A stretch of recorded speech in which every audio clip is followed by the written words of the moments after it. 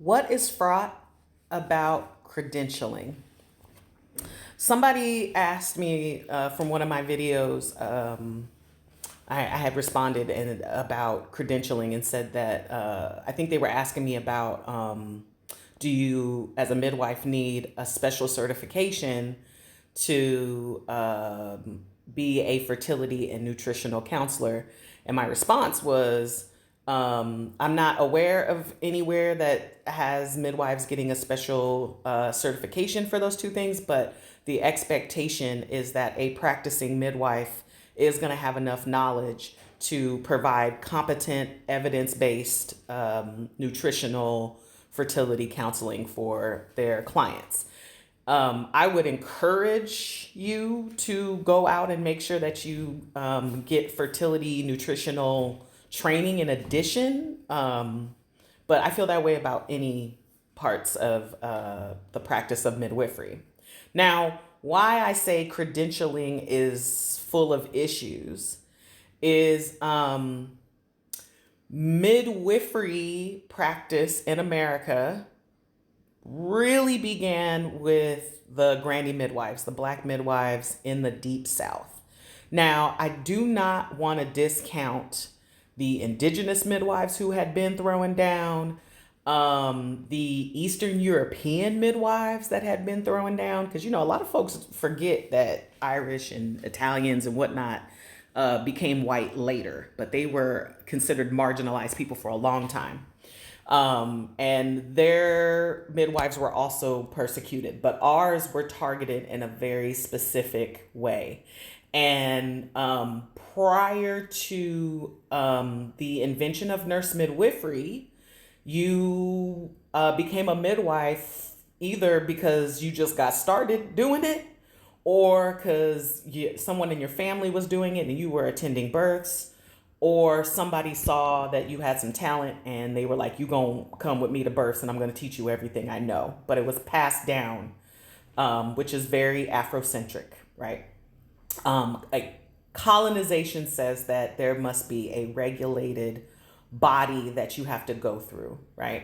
So a part of how we lost granny midwives is that, frankly, OBGYNs got in their feelings. This is all, a summary, and decided that they didn't want to work with nurse or with granny midwives, and sent nurses down to the South to be trained as midwives.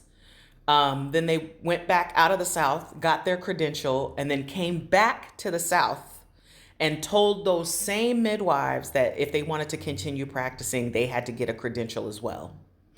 And that then starts the path that we are currently on. There are other things that occurred, but that's how it started, right?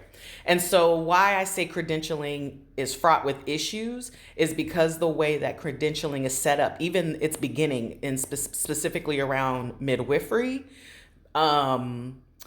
means that a lot of folks get left out, right? And there's a reason why, even though the midwifery as a practice is steeped in BIPOC, Black, Indigenous people of color, you don't really see them and it's no longer associated with us. And part of how that happened was the credentialing process.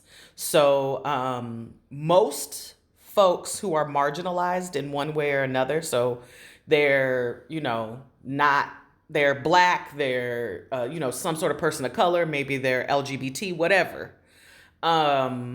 don't make it through all of the gates you need to make it through in order to get credentialed. Okay. It's not that I'm not saying we shouldn't have an overarching body and we shouldn't have some regulation. It's just how we even got there was a mess, and it plays out in how we do today. So there are, people who are credentialed who paid for that credential. There are people who are credentialed who don't know nothing, but they test well.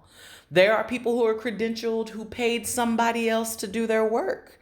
There are people who are credentialed who paid for the midwife to sign off on their hours, right? And there are people who are not credentialed who are bomb and aren't practicing because they're like, I can't go to jail.